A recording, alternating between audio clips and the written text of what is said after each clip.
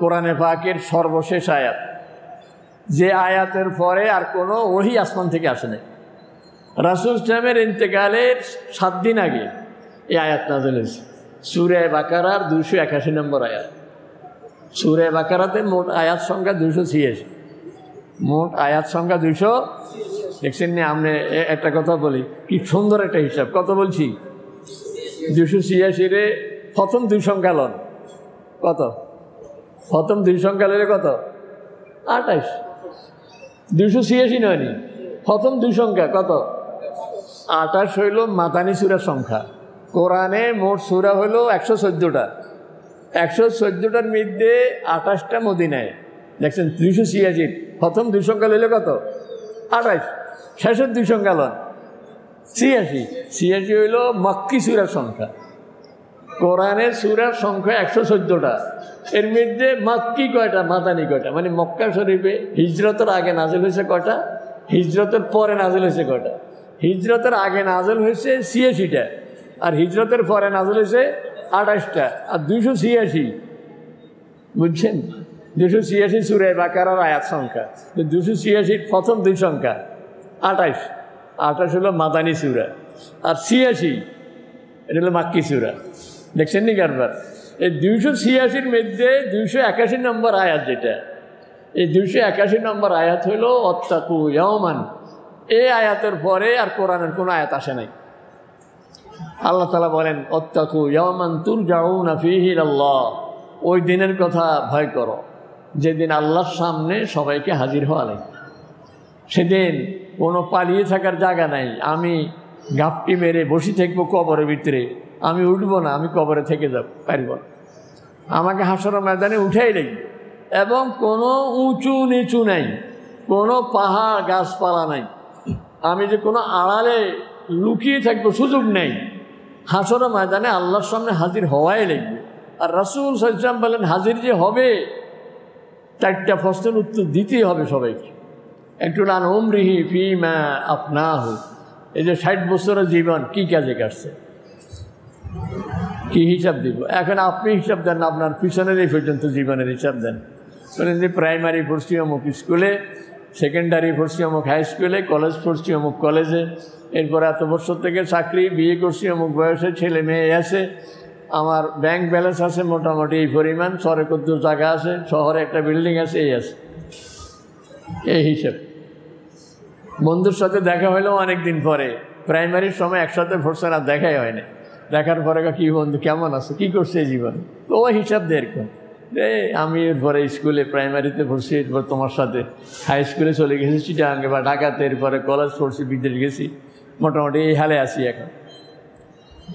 কবরে যদি কেউ এগুলি বলে যে আমার এই আছে, ফেরেশতারা হাসবে, ফেরেশতারা হাসবে। একবার ওই কুয়েত এয়ারলাইন্সে আসতেছিলাম হজ থেকে, আমাদের লক্ষ্মীপুরের একজন এমপি, আমাদের লক্ষ্মীপুরের সদরের নয় আর কি, আবার লক্ষ্মীপুরের সাইড সিটের সংসদীয় এলাকার কোনো এক এমপি, নাম বললে প্রায় সবাই চিনে যাবেন, এমপি যেহেতু সবাই চিনবে, উনিও ওই ফ্লাইটে ছিলেন, একসাথে ছিলাম আমরা।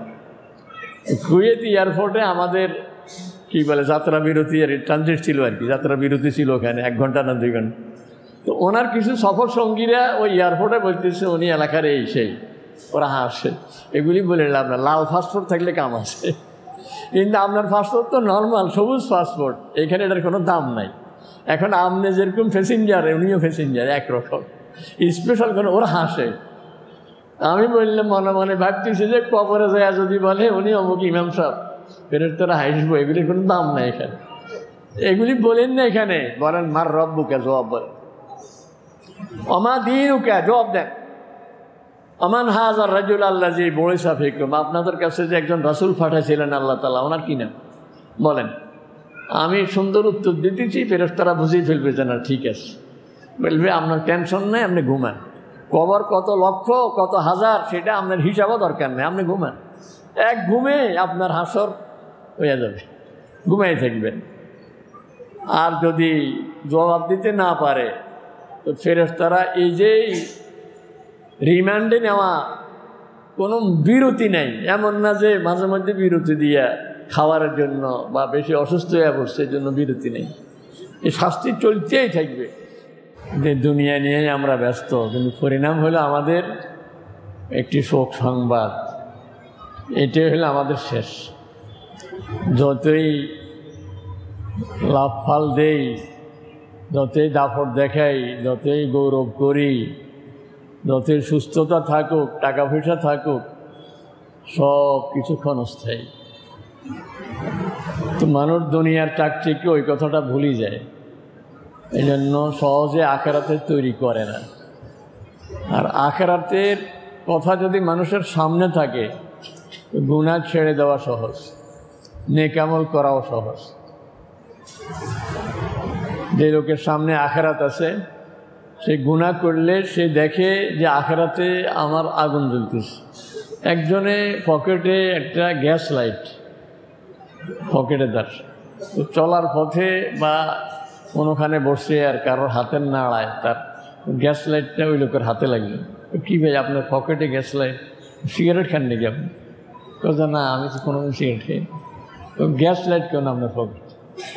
এইটা রাখছি মাঝে মধ্যে শয়তানে ধোকা দেয় গুনাহ করার জন্য, তখন গ্যাস লাইট দিয়ে আঙ্গুলের মধ্যে আগুন ধরি, দেখ সহ্য হয়নি।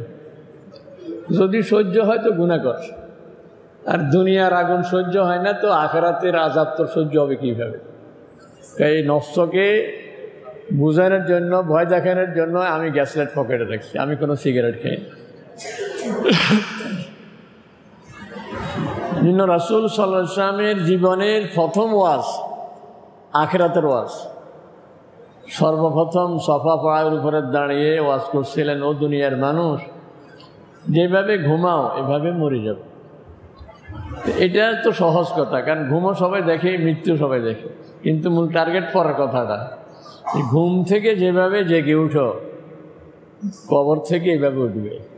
এটা বলার সাথে সাথে মক্কার এক বড় কাফের আস ইবনে ওয়াইল, সে পুরান কবরস্থানে গিয়ে, যেহেতু পাহাড়ি এলাকা, মাঝে মধ্যে ভূমিধস হইয়া হাড়গুলো এলোমেলো হইয়া থাকে, এরকম একটা পুরানো পচা হাড় নিয়ে এসে এভাবে এটাকে চূর্ণ বিচূর্ণ করে ভেঙ্গে বলতেছে, মাইয়ু ইল জামা হিয়ারামে, এই হাড় এটাকে কে বাবার নতুন করে চিন্তা করি, এটা তো পৌঁছে গেছে।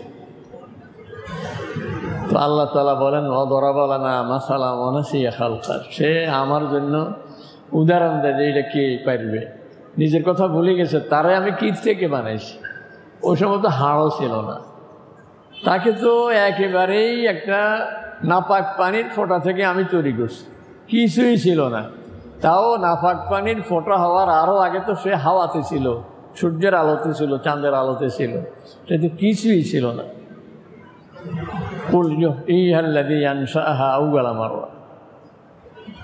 এই জন্য কোরআনে পাকে দুইটা ঘটনা, অনেক ঘটনার মধ্যে দুইটা ঘটনা আল্লাহ তাআলা একবারে বিশেষভাবে উল্লেখ করে রাখছেন কিয়ামত বোঝানোর জন্য।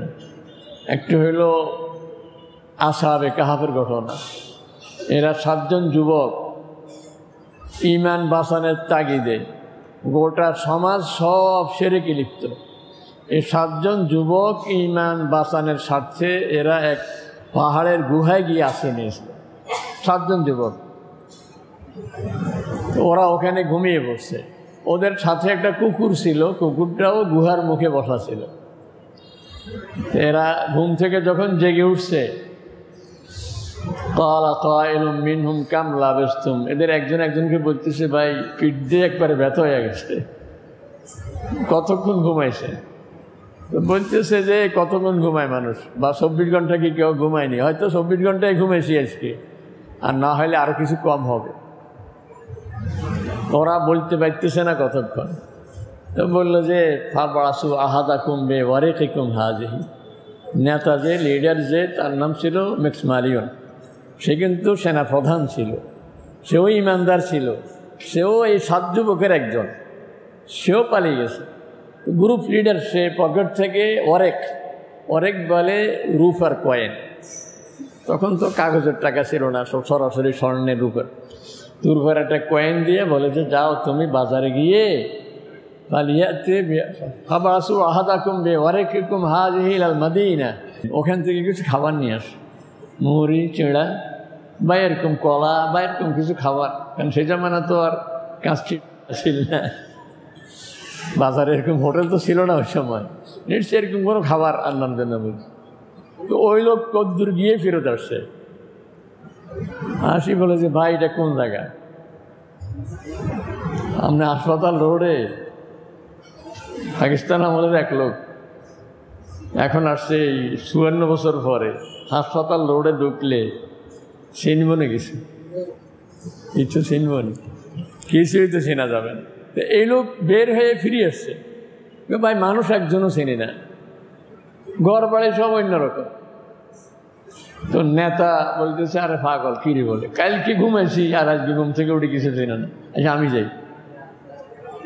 তো নেতা রওনা দিচ্ছে ম্যাক্সমালিয়ন, কদ্দূর গিয়ে দেখে যে একটা কবর, মিসেস হেলেন, মিসেস হেলেন, মৃত্যু 2054, এখন কত 2025, মৃত্যুর সন লেখা 2054। এটা মানে উদাহরণ দেওয়ার জন্য বলছি আর কি। আর স্বামীর নামও লেখা আছে, স্বামী সেনা প্রধান মেজর জেনারেল ম্যাক্সমালিয়ন। কিন্তু আমার বউয়ের কবর, আমার বউ মারা গেল কবে, আর সন দেখি 2054, তো এটা 2025, 54 হইল কেমন? তারও মাথা নষ্ট হয়ে গেছে, আমি কি দেখতেছি, আর আমিও তো বিল্ডিং চিনি না।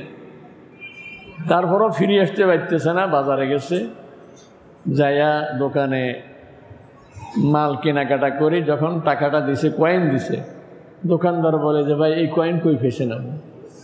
কই ফেসেন মানে আমার পকেটে ছিল, এটা তোমাকে দিছে। এটা তো 300 বছর আগের কয়েন, এটা 300 বছর আগের কয়েন। দেখেন না কয়েনের গায়ে সন লেখা আছে, এটা এখন 2025, এটাতে লেখা আছে 1724, 300 বছর আগের কয়েন। এবং ওখানে লেখা আছে অমুক ব্রিটিশ অমুক রানীর নাম লেখা আছে, বা এর আগে মুঘল আমলের কোনো বাদশার নাম লেখা আছে। আপনি এই কয়েন কই পেয়েছেন? আপনার কাছে মানুষ টাকার ড্যাগ আছে, ওই যে পুরান টাকা পাইছে মানুষ, কয় না এটা আমার পকেটের টাকা। এইটা নিয়ে বাজারে মানুষ জড়ো হয়ে গেছে যে কি বলে এই লোকের কাছে এই কয়েন, হে বলতেছে এর পকেটের টাকা, 300 বছর আগের টাকা। রাজ দরবারে নিয়ে গেছে এই লোকেরে, রাজাই বলে যে আপনার কি নাম? ম্যাক্সমালিয়ন। ও একদিন ফাইল ঘাঁটতে ঘাঁটতে 7 জন লোকের নাম পাইছিলাম আমি, ওর মধ্যে লিডার ছিল ম্যাক্সমালিয়ন। আচ্ছা বাকি 6 জনের নাম বলেন, দেখে যে নাম হুবহু মিলে যায়। এই বাদশা ছিল মুসলমান, কিন্তু ওরা পাহাড়ে গেছিল ওই কাফের বাদশার আমলে। আর এই বাদশা রাত্রে শট করে সালা বস্তা ভরে আল্লাহর কাছে খুব কাঁদছিল, আয় আল্লাহ কিয়ামতের কথা মানুষকে আমি বুঝাবো কেমনে? মানুষ কিয়ামত স্বীকার করে না ওই সময়। আল্লাহ তাআলা 300 বছর পরে এই লোকগুলোকে ঘুম থেকে জাগিয়ে, ঘুম থেকে উঠাইয়া দুনিয়াবাসীকে দেখাই দিলেন যে আল্লাহ 300 বছর পরে ঘুম থেকে জাগাইতে পারে। ওয়াকাযালিকা আসারনা আলাইহিম লিয়ালামু আন্না ওয়াদাল্লাহি হক। আল্লাহ বলেন এদেরকে আমি এভাবে জাগিয়ে তুলছি যেন দুনিয়াবাসী বুঝে যে আল্লাহ 300 বছর পরে পারে, 3000 বছর পরেও পারে, 3 লক্ষ বছর পরেও পারে, 3 কোটি বছর পরেও পারে। কিয়ামত যে হক এটা যেন মানুষ বুঝে।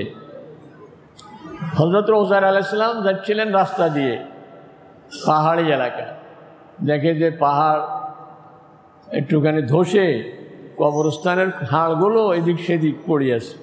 উনি এমনিই, উনি আল্লাহর নবী, এমনি দেখে বলতেছেন আও কাল্লাযী মাররা আলা ক্বরিয়াতিন ওয়া হিয়া খাওয়িয়াতুন আলা উরুশিহা ক্বালা আন্না ইউহয়ী হাযিহিল্লাহু বা'দা মাউতিহা। এই হাড্ডিগুলো থেকে মানুষ আবার কেমনে হবে? এটা কোনো অবিশ্বাস, উনি তো আল্লাহর নবী, এটা হইল হবে, ঘটনাটা কেমনে হবে, সিনারিটা কেমন হবে, এটা বলতে না বলতে হঠাৎ করে কেমন শরীরটা ঝিমিয়ে আসতেছে, ঘুম ঘুম ভাব চলে আসছে। উনি পাশে এক জায়গায় নিজের গাধার ফিটে ছিলেন, গাধাটাকে পাশে রেখে, আবার গাধার ফিটে কিছু খাবার দাবারও ছিল অনেক, এগুলি রেখে উনি বলেন একটু আরাম করে নিন, বস শুয়ে বসছেন। শহর থেকে যখন উঠছেন একজন মানুষ বলতেছে হুজুর আপনি কতক্ষণ ঘুমেছেন? ক্বালা কাম লাবিস্ত, ক্বালা লাবিস্তু ইয়াওমান আও বা'দা ইয়াওম। উনি বলেন যে কতক্ষণ ঘুমাবো, একদিন মনে হয় পার হয়ে গেছে। আমার বলে যে এত ঘুম তো জীবনে যায় না, মনে আর একটু কম হবে। ক্বালা বাল লাবিস্তা মিয়াতা আম, হুজুর আপনি 100 বছর ঘুমাইছেন। আপনার খাবার ঠিক আছে, দেখেন ফ্রিজ ছাড়া, কোল্ড স্টোরেজ ছাড়া, কোনো কৃত্রিম ব্যবস্থা ছাড়া আপনার যেভাবে খাবার যেরকম গরম এখনও সেই গরম। 100 বছর পরে আপনার খাবার পানীয় উনজুরিলা তড়ামিকা ও সারাবিকা লাম ইয়াতাসান্না, দেখেন আপনার খাবার পানীয় কোনো বাসিও হয়নি, একবারে তাজাই আছে। আপনার গাদা কই? এখন তো গাদা পায় না, গাদা তো 100 বছর আগের গাদা, এটা তো মরি পৌঁছি, হাড়গুলো এখানে সেখানে পড়ে আছে। উনজুরিলা হেমারিকা ওয়ালে নাজালাকা আয়াতাল লিন্নাস উনজুরিলাল ইজামে কাইফা নুনশিজুহা, দেখেন হাড়গুলি কেমনে জোড়া লাগে, হাড় জোড়া লাগতেছে, হাড়ের উপরে গোস্ত, গোস্তের উপরে চামড়া, গাদা ফিটফাট দাঁড়ায় গেছে। উনি নিজের চোখে দেখলেন আল্লাহ কেমনে চিন্তা করে। গাদার ফিটে চড়ে রাস্তা দিয়ে রওনা করছেন, দেখে সালাম দেয়, কারণ একজন বড় হুজুর, আর একজন একজনের কানে কানে বলে, ভাই এই হুজুর কে, এই হুজুর কে এত বড়, কারণ আল্লাহ নবী তো, এই হুজুর কে? একজনের সাহস করে জিজ্ঞাসা করছে, হুজুর আপনার পরিচয়, আপনি কে? আমি ওজায়ের। ইন্নালিল্লাহ, আমরা ছোট থেকে ক্লাস 4-এ পড়ছি, ওজায়ের আল্লাহর নবী ছিলেন, উনি হারিয়ে গেছেন, আর আমি এখন বুড়ো হয়ে গেছি, 7 হয়ে গেছি, আপনাদের এখনো দাঁড়িয়ে আসছে, আপনি কেমন ওজায়ের হন? আপনি ওজায়ের হন কীভাবে? এখন এটা খুব রটে গেছে চতুর্দিকে, যে এক বুজুর্গ ওইভাবে, ওনারে কোনোভাবেই অবিশ্বাস করা যায় না, এত আল্লাহওয়ালা দেখতে মনে হয়, কিন্তু কথাটা একটা আজগুবি খবর বলে, উনি নাকি ওজায়ের। এখন এটা মানুষ বিশ্বাস করবে কি করবে না। এক বুড়ি ও কয় যে, রে আমার বয়স 120, আমার 20 বছর বয়সে তো ওনাকে দেখছি, মাঝখান দিয়ে 100 বছর হারিয়ে গেছে, আমি ওনারা দেখলে চিনবো, কিন্তু দেখলে চিনবো কেমন? আমার তো চোখে দেখি না, আমার তো চোখ চলে গেছে। তবে ওজায়ের আলাইহিস সালামের দোয়া কবুল হইতো, তাহলে ওনারে বলো আমার জন্য এটা দোয়া করতে, যদি আমার চোখ ভালো হয় তাহলে উনি আল্লাহর নবী, এটারও প্রমাণ হবে, আর আমি চোখ দিয়ে তো দেখবো, আর প্রমাণ হবে। উনি দোয়া করার সাথে সাথে বুড়ির চোখ ভালো হয়ে গেছে। বুড়ি দেখবি, আরে উনি তো ওজায়ের, আমি দেখছি তো ওনারে। এখন সবাই বলে, আরে না, বুড়ি ঠাডা ফড়ি বকা মরে, ফকির বেটা বলে আমার কারামতি ঘাড়ে, বলে না আমাদের এদিকে। এইটা আকস্মিক একটা ঘটনা ঘটে গেছে আর কি। উনি ওজায়ের হয় কেমন? 100 বছর পরের মানুষ দাঁড়ি কাঁচা, এরকম হয় কেমন? অবিশ্বাসও করা যায় না। তো আলেম ওলামাদের দ্বারস্থ হয়েছে পাবলিক, হুজুর আপনারা বলেন এই লোককে আমরা বিশ্বাস করব না করব না? অবিশ্বাস করার তো কোনো কারণ দেখি না, উনি খুব আল্লাহওয়ালা, আর বিশ্বাসও বা করি কেমন? অবাস্তব। তা আলেম ওলামারা বলল যে, শোনো, বখতেনসর এক জালেম বাদশাহ সারা দুনিয়ায় ইহুদিদেরকে যেখানে পেয়েছে সেখানে মারছে। যেরকম হিটলার ইহুদিদেরকে খতম করছে, লক্ষ লক্ষ ইহুদি মারেছে হিটলার। বখতেনসরও এরকম ইহুদিদেরকে খতম করছে। আর তাওরাতের যত জিল্দ ছিল, যত কপি, যত নস্খা, সব পুড়িয়ে ফেলছে। এই জন্য আমাদের কারো কাছে কোনো তাওরাত নেই, শুধু একদিন তাওরাত ওজায়ের আলাইহিস সালাম আর ওনার বাবার নাম ছিল সারখিয়া, এরা বাপ ছেলে মিলে কোথায় জানি লুকিয়ে রাখছে, এটা আমাদেরকে বলি যায়নি, উনি হঠাৎ করে গোপন হয়ে গেছে। এখন উনি যদি ওজায়ের হয় তাহলে উনি বলো তাওরাত কোথায় রাখছে, বলার সাথে সাথে বলে যে আরে আমি না রাখছি, খন্তাকদের নিয়ে, এটা তো বাইতুল মামুন মসজিদের উত্তর পাশে দিয়ে না রাখছি, আর দক্ষিণ পাশে দিয়ে না রাখছি, মানে উনি যেখানে রাখছেন আর কি, বের করে দিয়েছি। এখন কয় যে উনি তো মানুষ না, উনি আল্লাহর বেটা হইব, বেশি আবেগে। এতক্ষণ তো আল্লাহর বন্দায় স্বীকার করতে রাজি নেই, নবী স্বীকার করতে রাজি নেই, এখন বেশি আবেগে এসে বলে ফেলছে উনি আল্লাহর বেটা, নাউজুবিল্লাহ। এই যে ঘটনা ওজায়ের আলাইহিস সালামের, ওই আসহাবে কাহাবের, এই ঘটনাগুলো আল্লাহ তাআলা কোরআনে পাকে আমাদেরকে বলছে, আমরা যেন বুঝি। অবশ্যই আমরা হাসর ময়দানে উঠে লাগি, 1000 বছর পার হয়ে যাক, লক্ষ বছর পার হয়ে যাক, 2003 সনে খুব সম্ভব সেপ্টেম্বর সংখ্যা মাসিক মদিনা, এই যে মাওলানা মহিউদ্দিন খান সাহেব মাসিক মদিনা ম্যাগাজিন বের করতেন প্রতি মাসে, ওখানে ঘটনা উঠছে কয়েকটা কবরের ঘটনা। মাঝে মধ্যে আল্লাহ তাআলা এরকম ঘটনা দেখান। বলছে যে ভারতের কোনো এক জায়গায় একবার একটা খাল খনন হচ্ছিল, ইঞ্জিনিয়ার তদারকি করতেছেন, লেবাররা কাজ করতেছে, হঠাৎ করে লেবাররা সব জড়ো হয়ে গেছে, ইঞ্জিনিয়ার গিয়ে বললো যে কি কাজকর্মক্ষম তো দিয়ে বাদ দিয়ে এখানে কি? বলছে স্যার, যত খুঁড়ি তত গ্রাম বের হয়। এই জন্য আমরা এখন জলহস্তি দেখি খুঁড়লে কি বের হয়, এই জায়গার থেকে শুধু গ্রাম আসে। ইঞ্জিনিয়ারও দাঁড়ায় গেছে ওখানে, দাঁড়াইতে অপেক্ষা করতে করতে ঘুরতে ঘুরতে একটা তাজা লাশ বেরিয়ে আসে, তাজা লাশ বেরিয়ে আসে, এবং ওই লাশ থেকে গ্রাম আসতেছে। কোন যুগে কোন নবীর আমলে এই আল্লাহওয়ালা এখানে মারা গেছেন, তার কবর হয়ে গেছে। আপনারা ইসলামী ফাউন্ডেশনের একটা বই আছে, 2 কবরের বাসিন্দা, 2 কবরের বাসিন্দা। এটা হলো হজরতে হোজাইফা ইবনুল ইয়ামান, ইরাকে ওনার কবর। তো উনি রাত্রে, তখন ওসমানিয়াদের শাসন চলছিল বিশ্বে, তো ওই সময় উনি স্বপ্নে দেখাইলেন ওসমানিয়া তুর্কিদের বাদশাকে যে আমার কবর ভিজে যাচ্ছে, আমার কাফনের কাপড় ভিজে যাচ্ছে। 1 দিন 2 দিন স্বপ্নের পরে তো বাদশাহ চিন্তা করলো যে মনে হয় ফোরাত নদীর সুড়ঙ্গ হইয়া ভিতর দিয়ে কবরে চলে গেছে পানি, তো আমরা কবরটা একটু নাড়িয়ে দিই। ওই সময় বিশ্বে ব্রিটিশের রাজত্ব চলতেছে। ব্রিটিশ সরকার চিন্তা করলো মুসলমানরা যে সাহাবায়ে কেরামকে নিয়ে গৌরব করে, আমরা এটার একটা ভিডিও চিত্র দুনিয়াকে দেখাবো যে আসলে কি কবরে কি পাওয়া যায়। ওরা ভাবছে যে সাহাবীর কবর আর ফাবলিকের কবরে বেশ কম নেয় মাটি। পরে তুর্কি বাদশাহ ওই সময় কবর খুঁড়তেছিল আর টেলিভিশনে প্রচার হইতেছিল, দেখা গেছে হযরতে হোজাইফা ইবনুল ইয়ামানের লাশ একেবারে তাজা, কাফনও তাজা, আর কাফনের কাপড় কত ভিজে আছে, ওই যে সুড়ঙ্গ হইয়া পানি আসছে। ডাক্তার পরীক্ষা করি বলে যে ওনার চোখের পাওয়ার এখনও ঠিক আছে, কবর যেন তাজা চোখ এখনও। তো লাশ নেড়ে এই জায়গার থেকে সরাইয়া আরও জায়গায় রাখি দিছে। তো 2 কবর, এই জন্য ইসলামী ফাউন্ডেশন ওটার উপরে একটা বই লিখছে, 2 কবরের বাসিন্দা সাহাবী। ইমানদারদের কবরে অবস্থা, আর বদকারদের কারো কারো কবরে এরকম কষ্টের খবর আছে যে কবর থেকে এরকম আওয়াজ আসে, বা এরকম মানুষ কোনো সময় বাস্তবে দেখছে এরকম ঘটনাও আছে। এই জন্য আমাদের সবার সামনে এরকম আসতেছে জীবন। এক সময় আমার মাইকিং হোক বা না হোক, আমাকেও এভাবে আরেক জগতে চলে যেতে হোক, দুনিয়া থাকার জায়গা নয়।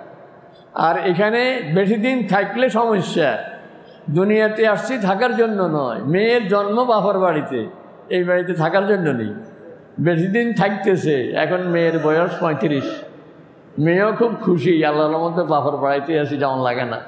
বাপ মাও খুশি, মেয়ে জন্ম দিয়ে কোনো বাড়ি পড়ার লাগে না, আমার মেয়ে আমার বাড়িতে। নাকি পেরেশান? খুশি না পেরেশান?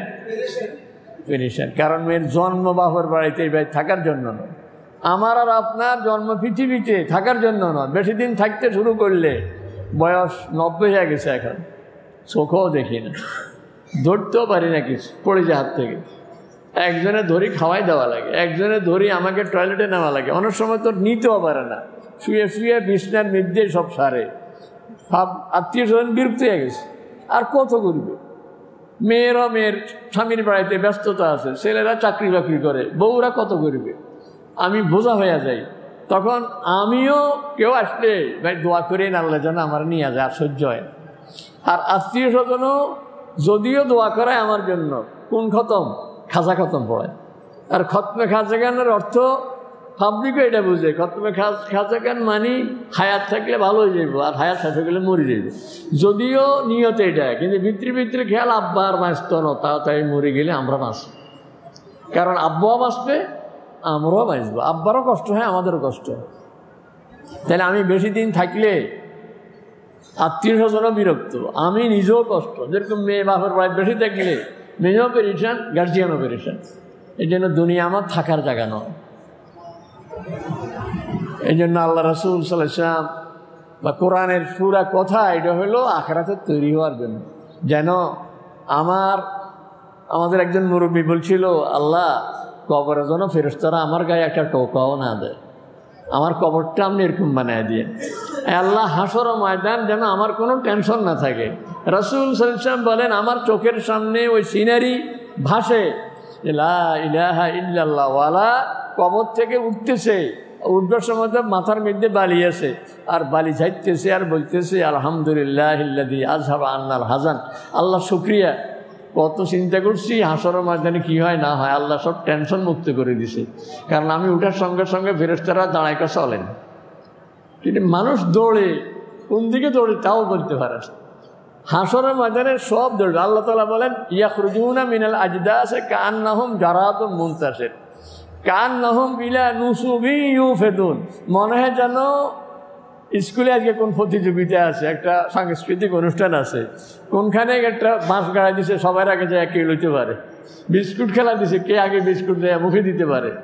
আল্লাহ তাআলা বলেন হাসরের ময়দানে উডি সব দৌড়বে, সবাই দৌড়বে, কিন্তু আল্লাহওয়ালা মানুষ ফেরেশতা দাঁড়ায় কিন্তু আপনার দৌড়া লাগবে না, আপনার চলে আপনার জন্য আরশে আজিমের ছায়াতে স্পেশাল চেয়ার রাখা আছে, আপনি ওখানে বসবেন, ওখানে যেয়ে বসেন। এই জন্য কোরআনে পাকের সর্বশেষ আয়াত, যে আয়াতের পরে আর কোনো ওহী আসমান থেকে আসে নাই, রাসূল সাল্লাল্লাহু ইন্তেকালের 7 দিন আগে এই আয়াত নাযিল হয়েছে। সূরা বাকারার 281 নম্বর আয়াত। সূরা বাকারাতে মোট আয়াত সংখ্যা 286, মোট আয়াত সংখ্যা 200। দেখছেন না? আপনি একটা কথা বলি, কি সুন্দর একটা হিসাব। কত বলছি? 286 রে প্রথম 2 সংখ্যা লন কত? প্রথম 2 সংখ্যা লইলে কত? 28। 286 নয়নি, প্রথম 2 সংখ্যা কত? 28 হইল মাদানী সূরার সংখ্যা। কোরআনে মোট সূরা হইল 114টা, 114টার মধ্যে 28টা মদিনায়। দেখছেন 286, প্রথম 2 সংখ্যা লইলে কত? 28। শেষের 2 সংখ্যা লন 86। 86 হইল মক্কি সূরার সংখ্যা। কোরআনের সূরার সংখ্যা 114টা, এর মধ্যে মক্কি কয়টা, মাদানী কয়টা? মানে মক্কা শরীফে হিজরতের আগে নাজিল হয়েছে কয়টা, হিজরতের পরে নাজিল হয়েছে কয়টা? হিজরতের আগে নাজিল হয়েছে 86টা, আর হিজরতের পরে নাজিল হয়েছে 28টা, আর 286। বুঝছেন? 286 সূরা বাকারার আয়াত সংখ্যা। 286 প্রথম 2 সংখ্যা 28, 28 হলো মাদানী সূরা, আর 86 এটা হলো মাক্কি সূরা। দেখছেন নি কারবার? এই 286-র মধ্যে 281 নম্বর আয়াত, যেটা এই 281 নম্বর আয়াত হইল ওয়াত্তাকু ইয়াওমান। এই আয়াতের পরে আর কোরআনের কোনো আয়াত আসে নাই। আল্লাহ তাআলা বলেন ওয়াত্তাকু ইয়াওমান তুরজাউনা ফীহি ইলাল্লাহ, ওই দিনের কথা ভয় করো যেদিন আল্লাহর সামনে সবাইকে হাজির হওয়া লাগবে। সেদিন কোনো পালিয়ে থাকার জায়গা নাই। আমি গাপটি মেরে বসে থাকবো কবরের ভিতরে, আমি উঠবো না, আমি কবরে থেকে যাব, পারব না। আমাকে হাসরের ময়দানে উঠাই লাগবে, এবং কোনো উঁচু নিচু নাই, কোনো পাহাড় গাছপালা নাই, আমি যে কোনো আড়ালে লুকিয়ে থাকবো সুযোগ নেই। হাসরের ময়দানে আল্লাহর সামনে হাজির হওয়াই লাগবে। আর রাসূল সাল্লাল্লাহু আলাইহি ওয়াসাল্লাম বলেন হাজির যে হবে 4টা প্রশ্নের উত্তর দিতেই হবে সবাইকে। একটু আন উমরিহি ফীমা আফনাহু, এই যে 60 বছরের জীবন কি কাজে কাটছে, কি হিসাব দিব? এখন আপনি হিসাব দেন, আপনার পিছনের এই পর্যন্ত জীবনের হিসাব দেন। বলেন যে প্রাইমারি পড়ছি অমুক স্কুলে, সেকেন্ডারি পড়ছি অমুক হাই স্কুলে, কলেজ পড়ছি অমুক কলেজে, এরপর এত বছর থেকে চাকরি, বিয়ে করছি অমুক বয়সে, ছেলে মেয়ে আছে, আমার ব্যাংক ব্যালেন্স আছে মোটামুটি এই পরিমাণ, শহরে কদ্দুর জায়গা আছে, শহরে একটা বিল্ডিং আছে, এই আছে, এই হিসাব। বন্ধুর সাথে দেখা হইলেও অনেক দিন পরে, প্রাইমারির সময় একসাথে পড়ছে না, দেখাই হয় না, দেখার পরে কি বন্ধু কেমন আছে, কী করছে এই জীবন, তো ওই হিসাব দিয়ে এরকম আমি এরপরে স্কুলে প্রাইমারিতে পড়ছি, এরপর তোমার সাথে হাই স্কুলে চলে গেছি চিটাগাঙ্গে বা ঢাকাতে, এরপরে কলেজ পড়ছি, বিদেশ গেছি, মোটামুটি এই হালে আছি এখন। কবরে যদি কেউ এগুলি বলে যে আমার এই আছে, ফেরেশতারা হাসবে, ফেরেশতারা হাসবে। একবার ওই কুয়েত এয়ারলাইন্সে আসতেছিলাম হজ থেকে, আমাদের লক্ষ্মীপুরের একজন এমপি, আমাদের লক্ষ্মীপুরের সদরের নয় আর কি, আবার লক্ষ্মীপুরের সায়ের সিটের সংসদীয় এলাকার কোনো এক এমপি, নাম বললে প্রায় সবাই চিনে যাবেন, এমপি যেহেতু সবাই চিনবে, উনিও ওই ফ্লাইটে ছিলেন, একসাথে ছিলাম আমরা। কুয়েত এয়ারপোর্টে আমাদের কী বলে যাত্রা বিরতি, আর ট্রানজিট ছিল আর কি, যাত্রা বিরতি ছিল ওখানে 1 ঘন্টা না 2 ঘন্টা। তো ওনার কিছু সফর সঙ্গীরা ওই এয়ারপোর্টে বলতেছে উনি এলাকার এই সেই, ওরা হাসে, এগুলি বলে আপনার লাল পাসপোর্ট থাকলে কাম আছে, কিন্তু আপনার পাসপোর্ট তো নর্মাল সবুজ পাসপোর্ট, এখানে এটার কোনো দাম নাই। এখন আপনি যেরকম প্যাসেঞ্জার, উনিও প্যাসেঞ্জার একরকম, স্পেশাল কোনো, ওরা হাসে। আমি বললাম মনে মনে ভাবতেছি যে কবরে যায় যদি বলে উনি অমুক ইমাম সাহেব, ফেরেশতারা হাসবো, এগুলির কোনো দাম নাই এখানে। এগুলি বলেন না এখানে, বলেন মার রব্বুকা, জবাব বলেন। অমা দীনুকা, জবাব দেন। আমান হাজার রাজুল আল্লাযী বুইসা ফীকুম, আপনাদের কাছে যে একজন রাসূল পাঠাইছিলেন আল্লাহ তাআলা, ওনার কি নাম বলেন? আমি সুন্দর উত্তর দিতেছি, ফেরেশতারা বুঝিয়ে ফেলবে যে না ঠিক আছে। বলবে আপনার টেনশন নেই, আপনি ঘুমান। কবর কত লক্ষ কত হাজার সেটা আপনার হিসাবও দরকার নেই, আপনি ঘুমান।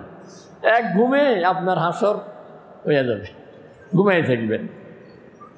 আর যদি জবাব দিতে না পারে তো ফেরেশতারা এই যে রিমান্ডে নেওয়া, কোনো বিরতি নেই, এমন না যে মাঝে মধ্যে বিরতি দিয়া খাওয়ার জন্য বা বেশি অসুস্থ হয়ে পড়ছে এই জন্য বিরতি নেই, এই শাস্তি চলতেই থাকবে। রাসূল সাল্লাল্লাহু আলাইহি ওয়াসাল্লাম বলেন কবরের শাস্তি জিন আর ইনসান শুনে না, কিন্তু অন্যান্য হাইওয়ানা জানোয়ার শুনে।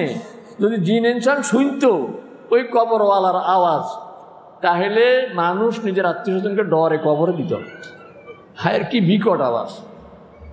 রাসূল সাল্লাল্লাহু আলাইহি ওয়াসাল্লাম যাইতেছিলেন একটা খালি মাঠ, হঠাৎ করে একটা কবরস্থানের দিকে নজর করে বললেন এই দুই কবরে আযাব হইতেছে, এই দুই কবরে আযাব হইতেছে। এরা দুজনে মুসলমান, আযাব হইতেছে কেন? এক কবরওয়ালার দোষ হইল পেশাবের ব্যাপারে সতর্ক থাকতো না, এই যে ডিলা লয় না, পানি খরচ করো না, রাস্তার পাশে ঘাড়াই গরুর মতো হিসাব করে দেয়, এটা ডিলাগুলোকের কোনো দরকার নেই। পেশাবের ব্যাপারে সতর্ক থাকতো না, এই কারণে কবর আযাব হইতেছে।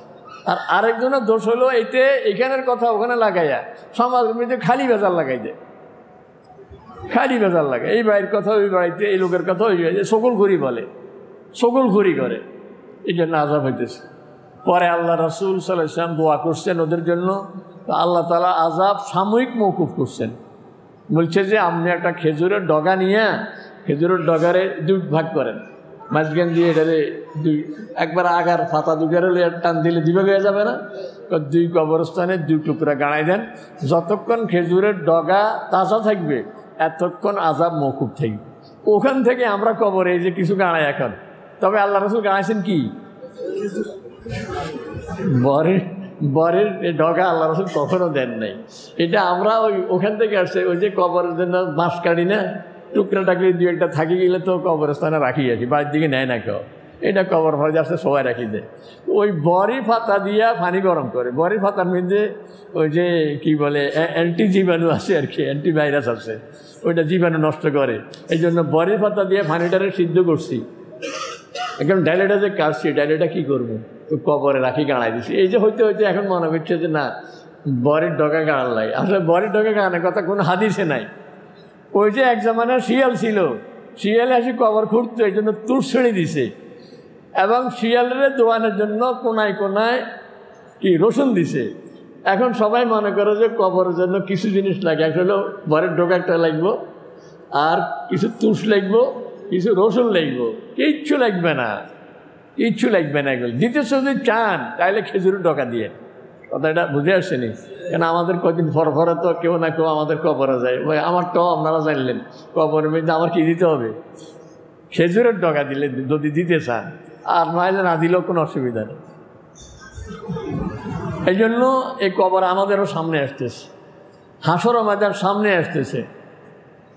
আমরা তৈয়ার হয়ে যাই, নিজের গুনাহ যেন আমার না। যিনি ডায়াবেটিসের রোগী সে সচেতন, বুঝে কি জিনিস খাবো আর কি খাবো।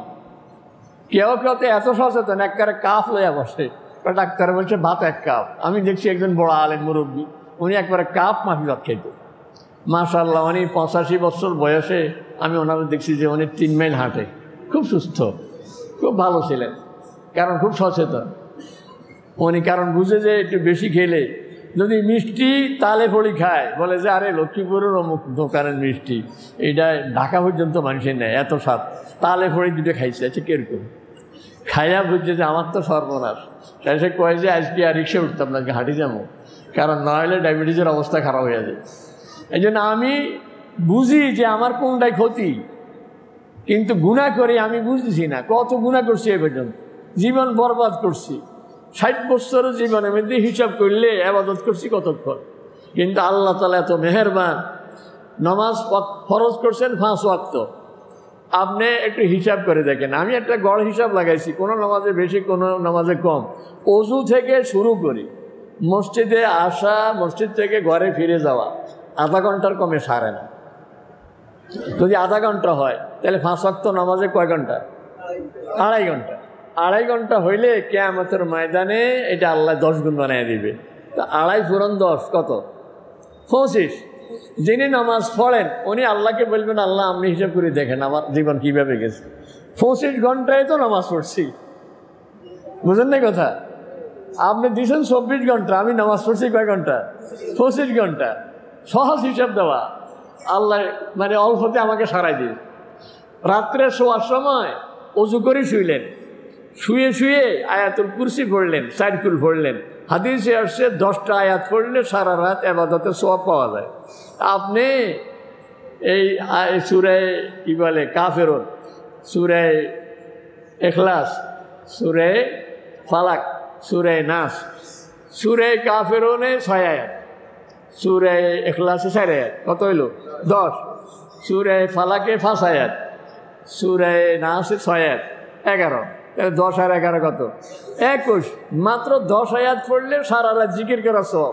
আমি তো 21 আয়াত পড়ছি, এক রাতে 2 রাতের কাম করে রাখছি। বুঝেন না কথা?